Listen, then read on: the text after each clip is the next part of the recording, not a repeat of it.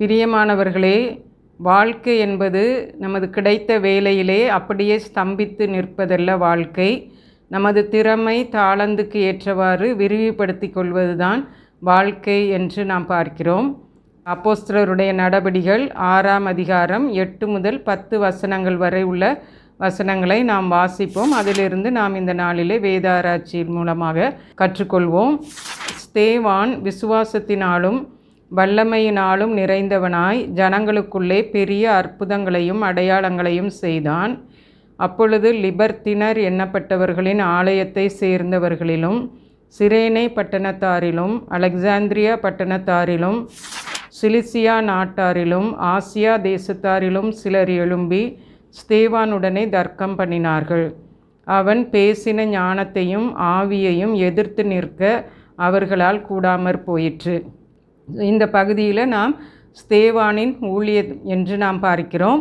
ஸ்தேவானின் வாழ்வை நாம் பார்க்கும் பொழுது ஆண்டவருடைய வல்லமையால் நிறைந்திருந்த ஒரு வாழ்க்கையாகவும் நாம் பார்க்கிறோம். கிரேக்க விதவைகளுக்குள்ளே அவர்களுக்கான அந்த தேவையை கவனிப்பதற்காக ஸ்தேவான் நியமிக்கப்பட்டாலும் அந்த வேலையை மட்டும் செய்துவிட்டு ஸ்தேவான் வெறுமனே சும்மா இராமல் ஆண்டவர் அருளின வல்லமையினால் என்ன வேலையை செய்ய முடியும் என்று அவன் நினைத்து ஆண்டவருக்காக ஊழியம் செய்ய வேண்டும் என்று தன்னுடைய ஊழியத்தை விரிவுபடுத்தி கொண்டதை நாம் காண முடிகிறது. பரிசுத்த ஆவியின் வல்லமையால் சிறப்பான ஊழியத்தை செய்து வந்தார். இதை கண்ட அந்த லிபர்த்தினர் தர்க்கம் பண்ணுகின்றார்கள். இந்த லிபர்த்தினர் என்று நாம் பார்க்கும் பொழுது அவர்கள் அடிமைகளாக இருந்தவர்கள். ரோம ஆட்சி காலத்தில் இவர்களை விடுதலை செய்தபோது இவர்கள் வந்து எருசலேமிலே தங்களுக்கென்று ஒரு தேவாலயத்தை கட்டி கொண்டார்கள் என்று நாம் பார்க்கிறோம். எல்லா நன்மையானதிலும் தர்க்கம் உண்டாக்க சிலர் இருப்பார்கள். பொதுவாக நீங்கள் பார்த்தீங்கன்னு சொன்னால் எந்த ஒரு நன்மையான காரியங்களை செய்தால் அவர் செய்தது அடையாளங்களையும் அற்புதங்களையும் செய்தார், ஊழியத்தை செய்தார். ஆகவே இதற்கும் குறை கண்டுபிடிக்கிறவர்களும் குற்றம் காண்கின்றவர்களும் அதிகமான பேர் இருந்தார்கள். தர்க்கமும் உண்டானது என்று நாம் பார்க்கிறோம். ஆகவே நம்முடைய வாழ்க்கையிலும் கூட நாம் நன்மையானவைகளை செய்யும் பொழுது சில தர்க்கங்களோ சில கஷ்டங்களோ மக்கள் கொடுக்கும்போது நாம் அதை கண்டு சோர்ந்து போகவோ கவலைப்படவோ தேவையில்லை. ஏனென்றால் ஆண்டவர் நமக்கு வல்லமை அருள்கின்றவராக இருக்கின்றார். இன்னும் பார்க்கும் பொழுது எதிர்க்கக்கூடாத வல்லமை, ஸ்தேவானுக்கு கிடைத்த ஆண்டவருடைய வல்லமையை யாராலும் எதிர்க்க முடியவில்லை என்று நாம் பார்க்கிறோம்.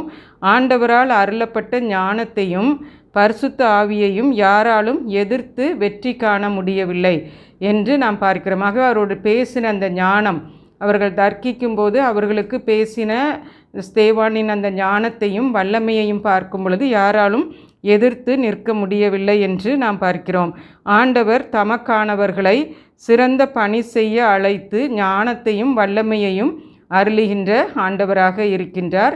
ஆகவே நம்மை அர்ப்பணிக்கும் போது ஆண்டவர் நமக்கு வேண்டிய வல்லமையையும் ஞானத்தையும் அருளுகின்றார். பிரியமானவர்களே, ஆண்டவர் அருளும் வல்லமையால் நாம் ஒரே நிலையில் ஸ்தம்பித்து நிற்காமல் மேற்கொண்டு ஆண்டவர்க்கடுத்த காரியங்களிலும் ஆவிக்குரிய காரியங்களிலும் ஊழிய பாதையிலும் நாம் நம்மை விரிவாக்கி கொள்வது நல்லது என்று நாம் பார்க்கிறோம். அப்படி செய்யும்போது ஆண்டவரும் நமக்கு உதவி செய்வார். ஜெபம் செய்வோம். அன்புள்ள ஆண்டவரே, ஆவிக்குரிய வாழ்வில் நாங்கள் இன்னும் முன்னேறவும் ஆண்டவரே, நாங்கள் ஊழிய பாதையிலே நாங்கள் இன்னும் விரிவடையவும் தக்கதான கிருபையை தாரும் ஆண்டவரே. ஆமேன்.